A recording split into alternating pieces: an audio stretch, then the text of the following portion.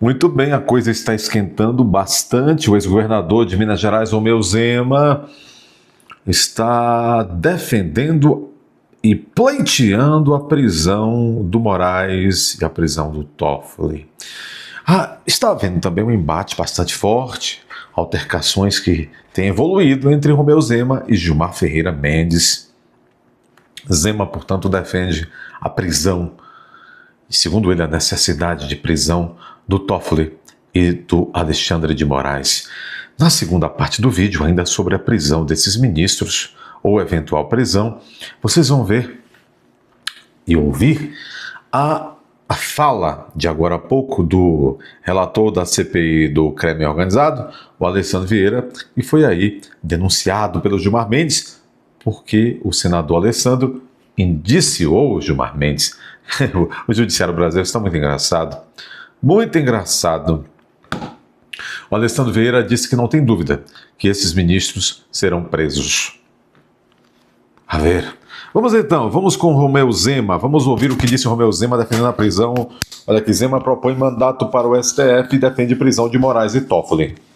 Bom, eu lamento muito que o STF esteja preocupado com o governador de Minas, com o pré-candidato à presidência da República.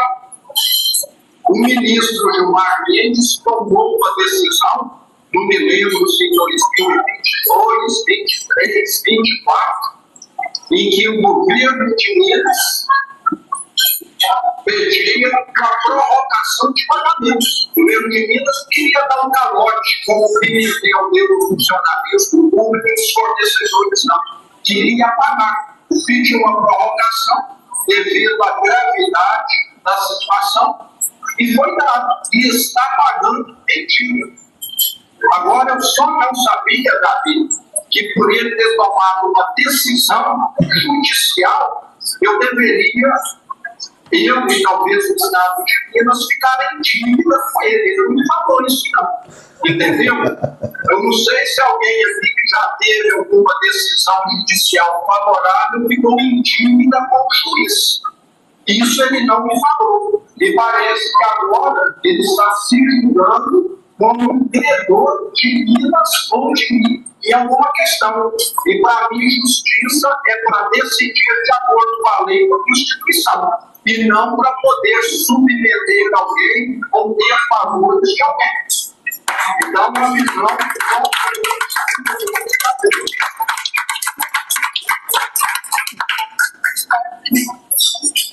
O judiciário é importantíssimo para a democracia. Só que nós não podemos ter um judiciário de intocáveis, como nós estamos tendo.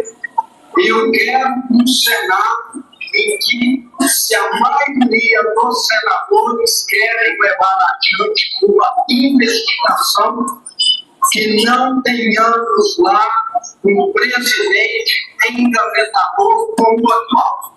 Que nós estamos vendo hoje um presidente com rabo preso, que não está deixando. O Zema está tocando aí num problema assim. Ele está dizendo que todo o problema é por conta do Alcolumbre, que é um presidente, parece que tem rabo preso e engaveta todos os pedidos de impeachment no Senado. Essa é a opinião de muitos de vocês, eu tenho certeza que sim. As investigações avançarem ou até mesmo se viabilizarem. Eu sempre fui fiscalizado a vida toda como empresário e os meus números estão abertos para quem quiser. Agora, por que o ministro do Supremo tem tratamento diferente? Uma das coisas que nós temos que mudar no Brasil é esse tratamento diferenciado para alguns cargos. Todo mundo está sujeito a ser investigado. Se não tem o que temer, não posso. Então, temos que mudar dessa forma. Mas o judiciário é importantíssimo. Mas hoje está sendo o contrário. Hoje, os exemplos piores do Brasil estão vindo do Supremo Tribunal Federal, que se transformou no Supremo Balcão de Negócios. Está claríssimo. E precisamos não só tirar 2 ministros de lá, pelo que já se viu, como também mandá-los para a prisão em nome de uma democracia que tem que proteger. E a parte em que ele defende a prisão do Moraes e do Toffoli. Vou repetir. no Brasil é esse tratamento diferenciado para alguns cargos. Todo mundo está sujeito a ser investigado. Se não tem que temer, não posso. Então, temos que mudar dessa forma. Mas o judiciário é importantíssimo. Mas hoje está sendo o contrário. Hoje, os exemplos piores do Brasil estão vindo do Supremo Tribunal Federal, que se transformou no Supremo Balcão de Negócios. Está claríssimo. E precisamos não só tirar 2 ministros de lá, pelo que já se viu, como também mandá-los para a prisão em nome de uma democracia que público tem que obedecer.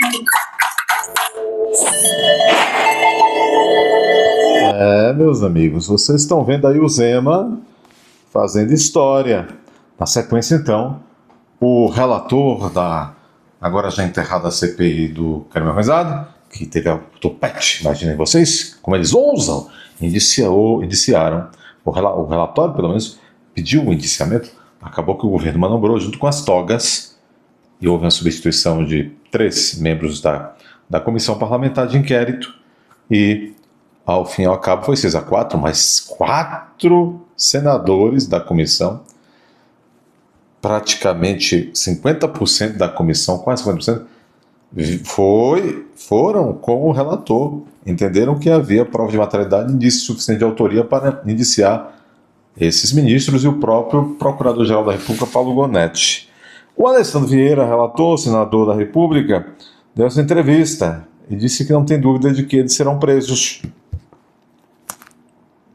Vamos ouvir. Entrevista à revista Oeste. Senador, muito boa noite, obrigado por estar conosco. Senador, no passado recente o senhor disse que chegará o dia em que o Brasil vai ver o ministro do STF preso. O senhor acha que as instituições brasileiras, à luz daquilo que a gente está vendo aqui, o Judiciário e até o Senado, a Câmara da qual o senhor faz parte, terão a coragem de levar adiante investigações, atuações contra ministros do Supremo com claros, evidentes envolvimentos em atos ilícitos, ou será suficiente uma frase do Gilmar para acovardar todo mundo? Não, eu tenho absoluta certeza que esse momento vai chegar. Absoluta certeza. Ele pode chegar nessa legislatura, na próxima, na seguinte, tanto faz. Porque os fatos, eles não desaparecem. Não adianta uma declaração autoritária, não adianta uma ameaça. Os fatos permanecem, os fatos estão ali. E cada vez mais brasileiros e brasileiras estão enxergando esses fatos. E a partir daí vão tomar decisões. Então, se essa legislatura se findar agora, esse ano, e não tiver a coragem, a independência para fazer o seu trabalho, ela será substituída, fortemente alterada nas eleições de outubro. E aí virá uma nova leva de senadores e senadoras que vão ser testados, é um teste mesmo. Isso aqui não é coisa simples, não, isso aqui não é brinquedo. Tem muita gente que é valente na internet, que é valente quando lida com pobre. Aqui a gente não lida com criminoso pequeno, se a gente está falando de investigação. A gente lida com os maiores interesses da República, com as pessoas mais importantes, mais fortes, mais poderosas. Então, para enfrentar isso, não é qualquer um que enfrenta. E essa nova leva de senadores e senadoras vai ser testada. Eu espero que já seja uma leva suficiente para, primeiro, fazer a eleição da presidência do Senado pensando em independência. Porque esse vai ser um ato que vai ser concretizado em fevereiro do próximo ano. Em fevereiro do próximo ano tem uma eleição. Davi Alcolumbre vai ser candidato à reeleição e vai ter alguém disputando com ele ali. E aí, a partir daí, você tem a noção. Olha, nesses próximos 2 anos, a gente vai conseguir avançar esse tanto. Esse pedaço não avança porque o presidente continua sendo Davi e ele não vai autorizar o andamento. E vamos testando. Na democracia, esse processo de aprimoramento, ele, infelizmente, ele não é rápido. Ele é lento, ele tem idas e voltas, e ele exige de você coragem e resiliência. A gente tem que resistir. Desistir do Brasil não pode ser uma opção para as pessoas de bem. A gente tem que resistir, fazer um enfrentamento, perde, levanta a cabeça, vai de novo. Se você está do lado certo da história, essa é a sua missão para trabalhar. Nós estamos conversando com o senador Alessandro Vieira. Pergunta agora de Augusto Nunes. Boa noite, senador. Muito obrigado pela entrevista. Eu pergunto o seguinte, senador. Quando uma CPI, o relatório é rejeitado, qual é o destino das provas e evidências aí que foram juntadas? Elas ficam sob custódia do presidente, no caso dessa CPI, o Fabiano Contarato, e vão ter destinação. Normalmente aquilo que não é sigiloso vai para arquivo e aquilo que é sigiloso é destruído. Se criou essa prática desde a gestão do senador Rodrigo Pacheco. Essas provas que a CPI... Vocês entenderam as provas mais cabeludas que eles classificam nas de sigilosas? Eles queimam, destroem as provas. Quem inventou isso no Senado? A presidência do Rodrigo Pachecozinho.